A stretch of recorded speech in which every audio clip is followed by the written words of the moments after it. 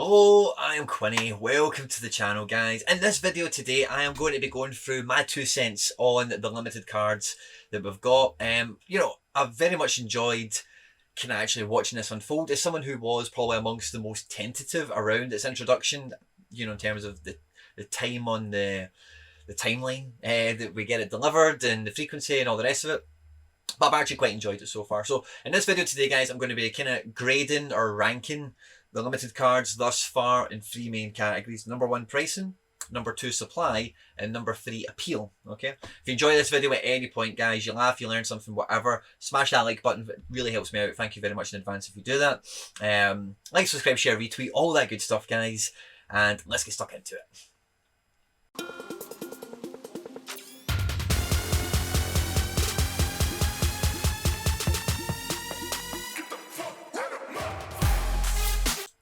Now, my experience of the pricing at the moment is really down to a few different things. What I see on my Twitter timeline, what I've got myself or what I've seen myself. I did go after a few quite early. And that is what basically comprises my data set on it, okay? I've not went through all the analytics of the SoRare Data annals and compiled the average pricing and all that kind of stuff. I've seen Noah Lang's go for 0.3.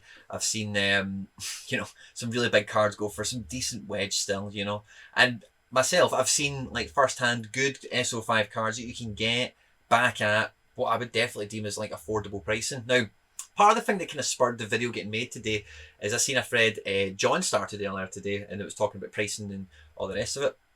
And I really do echo John's sentiment that, as more issues come out, undoubtedly the pricing is going to come down along with it. I said something very similar when we all did the podcast last week, that basically the current the current demand that we have with the existing headcount of the user base probably has a satisfaction level of like maybe, and I just used a X number, X out of 1,000. Let's just say the X is 200. And then at that point, the demand for them really does, would potentially, the number's abstract, please remember that. It would then go down quite greatly. Everyone's needs would be kind of satisfied and everyone would be able to play at a functioning level to their own kind of club or gallery budget situation. New users, you would expect to come in and they're starting that journey from day one, whereas every day you go by, you do progress, and so that's the way it is. So in any case, the new scarcity is primarily designed and implemented for new managers to be coming in and cutting their teeth. So as soon as the existing user base is satisfied, there will definitely be a haircut across the market. Now who that will be for, how big a haircut we're talking here, is yet to be determined. Only time will tell. But I think it is just matter of fact, because what you need to remember as well is number 1 is the auctions, but we're also going to have people now. D5 is now open for Game Week 194. We're now going to have people winning limited cards, and guess what happens to people who win limited cards that they're not really using or don't really fancy? They're going to list them. So you're then going to have a secondary market develop, which is going to contain a lot of cards that are probably won, primarily, as well as some auction flips if someone was a reserve goalkeeper, all the tropes that we're used to, injury, out of nowhere form, transfer, whatever. There will be that kind of happening as well, but there will be a lot of rewards. And we still don't know the cut on the supply. We know there's 1,000. I've not seen anything that details. We're going to keep 300 for rewards per player, 500. We don't have any idea about that yet. That will be a detail that I'm sure most people will find quite interesting and quite compelling. We'll see what happens with that. But yeah, I think that just so that was kind of what I was meaning by that. In John's little tweet today, I do definitely kind of echo that. And it's the main thing for a lot of people to remember as well is like we are preconditioned because it's a sport and it's a football kind of. So, and what I mean by that is like all the kind of things that you would associate this having a similar feel to, whatever the connection is brought you to this game that you enjoy, whether it is just football, cards, fantasy football communities, whatever it is, it's brought you to SoRare. It's a team related thing. I recently bought NFTs myself off SoRare. You might have caught it on Twitter or whatever. I bought some Spider-Man stuff, official Marvel stuff, right? And I can't remember all the head counts on it, right? But the most exclusive one was like out of 100 or something like that. And it was quite cool. And then the second one was out of like maybe 250. There was a bunch at 500, and there might have, I think the most common one was maybe like 20,000. And each of them, the most expensive one was 250 quid. 280 quid, maybe something like that. And the cheapest ones that there was like 20,000 of were like 40, 50 quid, something like that. So if you're buying something, you know, as you guys will know, I collect lots of different stuff, and see for a hobby, like pricing wise, this is what I'm thinking. Like you know, I would pay £200 for a Sathanov if I was brand new today. I didn't have any of the SoRare kind of stuff behind me, momentum, where I could just do the stuff I do in the market. I could pay £200 for something like a Sathanov, a goalkeeper like that, but I couldn't pay £200 to get a rare, you know, like Harrison Athel or something like that. So what people can afford and what people can afford isn't always the £200. Sometimes it's like, what are you getting for your money, you know? Because I know when I started, like, you know, when I was buying guys, I was like, buying the pie for £100, that makes sense to me. I'll do that, no problem, you know? And at that time, you know, being out of 100 was probably just as significant as what out of 1,000 is to today's market, if that makes sense. Just because it was such a small user base and less cards were in circulation, all that kind of stuff. So I do find a lot of the pricing I've seen, certainly anyway, and I don't think if Memphis Depay was on the platform, he would be £100 now, of course. But if you were going to be, you know, I've just pre-ordered something, guys, as well. Like, I've just pre-ordered a Transformer. I'm not going to tell you too much about it, right? But it's like £800. It should come next year around my birthday, right? But see, for your hobbies and the interests and things you've got, like, you know, some things are expensive. And if I'm into a premium fantasy football thing where I own the card, it's official merchandise, it's IP, it also has a digital game built around it, then, you know, I might spend £500 on a Griezmann or a Depay or something of that kind of nature, and hope that I can then maybe save up one day, because there's some things I don't buy in, you know, in this cupboard or in anything else I do, because I just don't have the money for it, you know. So the dream is, can I flip around, you know, can I buy and sell, and can I perform well, can I win better? And that's so anyway, when all those things have a time to kind of come to fruition, the pricing first of all will have a little organic ebb to it. And then what will happen whenever we get to the point of kind of market saturation is the prices will go down a step. And we've experienced that on SoRare. Regardless of what length of time you've been here, you will have seen a player you own, a certain section of the market, depending on how long you've been here, whatever, take a step down, you know, and that will happen. It's inevitable. It really is.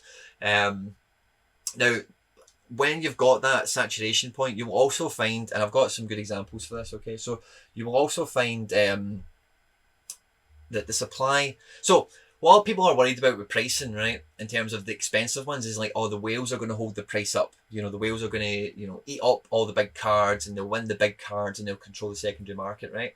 That is possible, right? And that kind of has happened with the rare market already. And the examples I've wrote on my board is Goretzka and Vanaken. You know, so if you look at Goretzka, he's almost full issue, and his cards are still going for over an ETH. I cannot wait to see how much his limited card is. Maybe I can finally get one back in my club. Who knows? But if you look at somebody like a Vanaken, who has much more cards, is over 23 also, is in a dominant, you know, club in his league, and SO5 wise probably outperforms Goretzka. You've seen his price go down and down with supply and with the headcount going up, as well as more competition from similar players. Granted, I accept that, and it is champion and challenger. There is a thing going on there. I accept that. But the point remains, is when these things hit a saturation point, the price, like Vanaken's never, in today's market anyway, just because of supply only, he's never going to drop down to like 0.1 a card or whatever, you know. Because even though the supply is greater, there's more people holding that price up. So for that to happen, again, with the current headcount we've got now, and the current characters, people, players, whatever that you want to call them, then that can happen to a point. But controlling the price of 1,000, just like that's the kind of reason for the Vanaken and the Goretzka example. Goretzka's had one season almost at full allocation. Vanaken's had like 4 seasons now. Obviously, won't have a full allocation, but he'll have a pretty heavy one, you know. That does play a part, you know. And when that part kicks in for the market we've got today, if we don't have an influx in users, you will notice that, you know, the big trader accounts that we're used to seeing, they will struggle to hold those prices up, because there's going to be a lot of rewards won, and there's going to be a lot of other factors at play in the limited you know, section of the market. You know, every section of the market has its own dynamics, like super rares, rares. I can't speak about uniques, of course, and limiteds are quite hot off the shelf. So that is kind of developing and evolving as we kind of go with it. In terms of pricing, the other thing I wanted to say as well about pricing was, it's quite good for them just to drop in some of these cards. Like, there's cards on SoRare I would love to buy that I would never spend money on.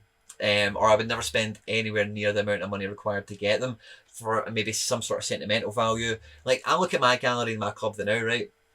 And I've definitely bought cards at rare level that I'm kind of like, oh, do you know what? I wouldn't mind just having an unlimited one of him. And I'm thinking about my Spider-Man thing, right? So when I went for the Spider-Man, I was just wanting to get one of the biggies, basically, like one of the uniques in essence. And I never got it. It sold out in like 6 minutes. But I managed to get like a super rare and like a common, you know, like I got one of the basic ones. And, oh, Jesus, what's that point? And there's some players or some cards that I really like having in my gallery. They don't play much of a part in SO5 for me. In which case, the current state of affairs, like unlimited cards of that person going forward will be a great option for me. And I may actually have tons of limited cards going forward, and they'll be a bit more akin to like the sticker book element of my SoRare experience or gameplay, if that makes sense. Because there is 1,000 of them, the price of them, you know, I've seen guys picking people up for like £6, 16 quid. Guys are buying 2s and 3s or Trubins and, you know, different guys like this. And as much, I think the pricing where there is now for the situation it's in is fine, and you can see it kind of works itself out in line with who's paying attention, who wants the goalkeeper. You'll see prices kind of go up and down. Like, I've went for a few goalkeepers and I've seen like, oh, a few guys got them at 0.08 and 0.09, and then when I go for them, or I maybe think, oh, watch this and see how it pans out, it maybe goes for 0.13 or 0.12, and you're like, oh wow. And it's just different times of the day, different people who are like, oh shit, I better clamber a team together now, or actually I've realised that this guy would be a good component to go with this lot. That variation is a bit more kind of spiky, whereas with a rare, because there's only 50 auctions, a lot of the people that go for the auctions is quite deliberate and quite calculated, but because it's over 1,000, you will find some people that will just go, you know, I've hardly ever buy for a game week. I hear people talking about it all the time, but it would be really hard not to buy for a limited game week. Like, if you were really excited about the other 4 cards you had, it would be almost impossible for you to not go and pick something up for a nominal amount that would complement that and really elevate your potential performance, which I think, yeah. So pricing on a grade or whatever, I definitely say at the moment satisfactory, and as long as it follows the kind of prediction I have, because that's the way I'm, you know, going to be manoeuvring myself in line with, then I'm happy. The next thing I see people talking about is like the supply itself. You know, that it was the main thing I was tentative around with the new scarcity. It was like, you know, as I've already kind of said in this video and previously, like, I do think that the tolerance market wise for a new scarcity in terms of the appetite for it will be fulfilled long before 1,000. I think that has to be abundantly clear to all involved, right? So I think if it's really good today, point of recording, we've just had Santos Laguna and Atlas get their new season cards, and the strategy of deployment so far is very consistent from SoRare. It's when something's new, they flood the market out with it. It's Atlas cards and Santos Laguna cards everywhere, limited and rares and super rares, everything as per usual. It's the same every time it happens. So the way the limited cards as an overall scarcity has been deployed, again, is very similar. They're brand new. There's 1,000 of every player. So they're just washing a bunch of them out until they'll notice, like, you know, that they're in full control of all the statistics and all the analytics around it. As soon as they start to feel that the market is you know, the hunger is satisfied a bit, or it is easing, then they will control that appropriately, you know.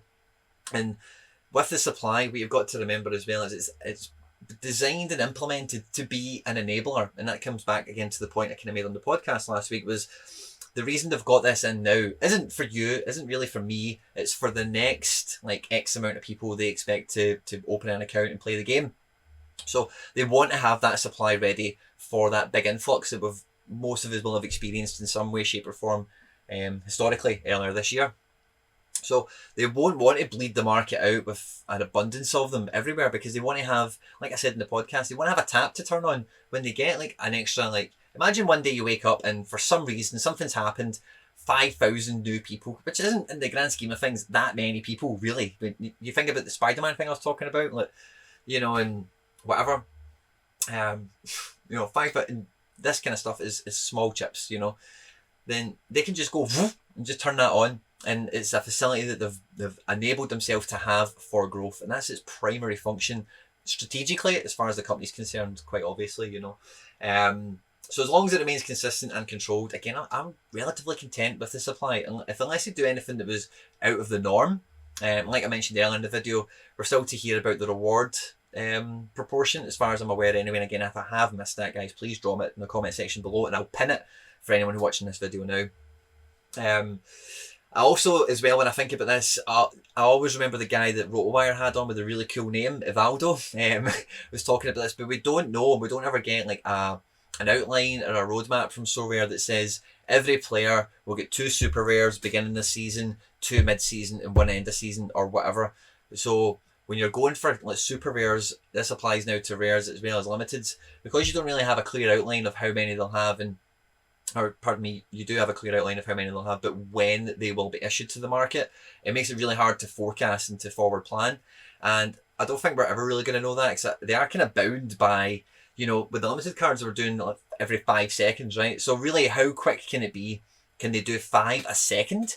You know, how many, you know, so without there being, there is limitations to how many can be sold within a day, within 24 hours. There is a limit, you know, to how many can be passed over.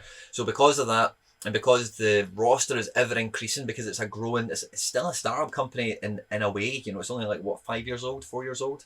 Then because the roster's ever building as well, making schedules and plans like that, you're just asking to upset people and change them. So I don't think we're ever really going to have that information, for better or worse, but it's better to just accept some things and plan with that information than go against it with in respect to the exact thing I'm talking about at this moment in time.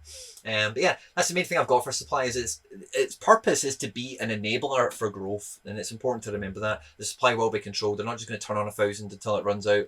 You know, they want to keep that up their sleeve for when new users come on, and they can just go, here you go, guys. What cards do you want to buy? You know, what team do you want to build? Go, you can do it if you've got the money, of course. You know, everything has a price, and it's an open market, and yada yada. But yeah. So as far as like a grading or a rank or whatever, in terms of supply, again, I kind of need to reserve absolute judgment on this, because I say I'm not aware of the cut between auction and prizes on the thousands. But again, as long as it kind of follows anything that I'm, you know, all the kind of thoughts of what I've spoke about, again, I will be quite satisfied. I've not seen anything to the contrary so far. I'm even noticing some of the cards I was going for, they're not got any limited auctions anymore. They've moved the roster on, and they do that. They run through the alphabet, they run through regions, and you notice guys will be on auction quite a lot for a month, and then you might not see them for a week or two, etc, etc. So again, as long as things remain consistent with the game I've kind of grown up with, if you like, for lack of a better term, then the supply remains satisfactory for me also. And then the last thing is appeal. Now, like I mentioned earlier in the video, you know, what people can afford and what people can afford isn't always a number. It's a desire level as well that comes along with it. What are you getting for your money is always an important part in any transaction. You know, like whenever I spend money on anything, like I don't really mind spending X amount on really anything, as long as I know I'm going to get that value for money. And I kind of told you already about a transformer that I'm getting. I'll link it down below. I don't know if I will. If you want to see it, it's fucking amazing. But so with the limited cards, the gold, the more I look at it, the more they look like FIFA cards, which I think is only a positive kind of maybe attempt at a subconscious kind of tie-in. And I think they look really good, because what you don't want is the cheap cards to look shit, you know. Like I don't mind something that's cheap, and again I think about the Spider-Man thing, like the cheapest one still looked okay. Like it still looked like it's Spider-Man, it's like a 3D statue, but he's in the pose, he's on the ground with his hand, and you know, that kind of stuff. And that's like Spider-Man 101. So even that being the cheapest thing, I don't mind that I got one of them. And again, people won't mind buying the cheapest thing if it looks cool, because really at the end of the day, like its appeal outside of really yourself is all that matters, you know, because as much as you might try and justify to friends, family, other people on, you know, whatever, why you like something, or I really like the new cards, or I really like the old cards, or I really like this thing or that thing, it's because internally you like it, you know. And if you like the look of the cards, number one, I think that gives it massive appeal. And it does kind of fit in, like price-wise, what I've experienced so far, and the market trend, as long as it kind of falls in line with, again, what we have seen in the past, and the strategy that the company tends to take with deployment, will be quite satisfactory. But it falls in line with like a pastime, you know. Like if you do collect anything of note that's worth something, you'll know there's cheap things you can get started with that are quite fun to collect. And I've got a few like cheap ones of these or whatever, and there's ones that are like, oh Jesus man, I'd love to get one of them one day. Like I've even got behind me, guys, I went camping on the loch a few weeks ago, got a wee fishing rod here. I used to do a wee bit of fishing when I was a wee guy, and do you know what, I didn't go in and spend like £5,000 on a rod. I went in and I bought a rod for 15 quid and then I'll fuck about with it, I'll get a wee bit better. Maybe I'll spend 100 quid on a fishing rod. You know, so if you're into football, you're into fantasy football, you love all this stuff, then, you know, the world's your oyster. You know, you can genuinely get, within reason, at the moment, you know, a good squad to go and compete with. It's really fun. Like I said earlier, I'm really looking forward to getting a limited Goretzka and maybe another couple of cards like that. And what I was thinking to myself is I might build, like, imagine I could build the champion Euro team I would want to buy, but I'm not going to spend 7 ETH on a rare team or whatever. Maybe I'll be able to do that with limiteds for like an ETH, maybe an ETH in a bit if it's like super mega cards. Like, you know, I'm thinking obviously Goretzka, probably get a limited Hakimi and Oblak, and then who would I put around? And then that's what I started thinking about. And I would definitely be excited by that, you know, buying those cards, even if they were like my only. And again, if you caught the stream the other night, I have a tiny footprint of an Asia region allocation of cards in my club. And I could see limited being kind of the same, but it's like, oh, these guys, I'd love to buy their rares or their super rares, but no chance. And fair enough, the limited maybe still cost me 0.3. Like, I think the Noah Langs are kind of knocking about for them. I might have just been the first one. I might be using a bad point there, but I think you'll understand what I'm kind of driving at. Then if it's 0.3 for that limited guy, but as rare as 1.2, then, yeah, you know what? I might build a good limited team and just play with it and have fun, and whatever comes of it comes of it, you know. Same as the Asia team. If it doesn't win something, I don't lose any sleep over it. I'm not killing my game week. And equally, if it does well, I'm like, hey, it won something. Well done me. And again, they kind of go in the pile with the collection and the club that I'm building, all that kind of stuff. So I find it engaging. I do think it has appeal. The FIFA cards thing I've spoke about already. And yeah, appeal ranking wise, I would definitely say above satisfactory. I was quite tentative, like I've mentioned a few times, about the deployment and whatever. But I do think that they're definitely a viable option as is, and I will see, and I am anticipating further improvement as we get not just global, like in game week 194, but we get under 23s and we get regions. And once it starts to evolve and become its own thing, I think it'll be a great area of the game for new people to come into who move in. By all accounts, I think there's still commons. I think commons will still be a thing, you know. So you get your commons, you play Rookie League, you get a limited card or two, you know, and it just gives you another run of the ladder to enter onto, you know. And like I said, people can afford, you know, if you want it enough, you'll pay the price accepted for it, you know, kind of thing. And spending 200 quid on Harrison Athel versus like a Safanov or a Zakarayan or whatever isn't the same experience, you know, you're not getting the same thing for your money. So, hey ho, let's go. Thanks a lot, guys. I hope you've enjoyed this. Like, subscribe, share, retweet, all that good stuff, guys. About to pop on screen now is some other stuff I've made that YouTube thinks you might like. Stay out of trouble, and I'll catch you on the next one. Take care. Bye-bye.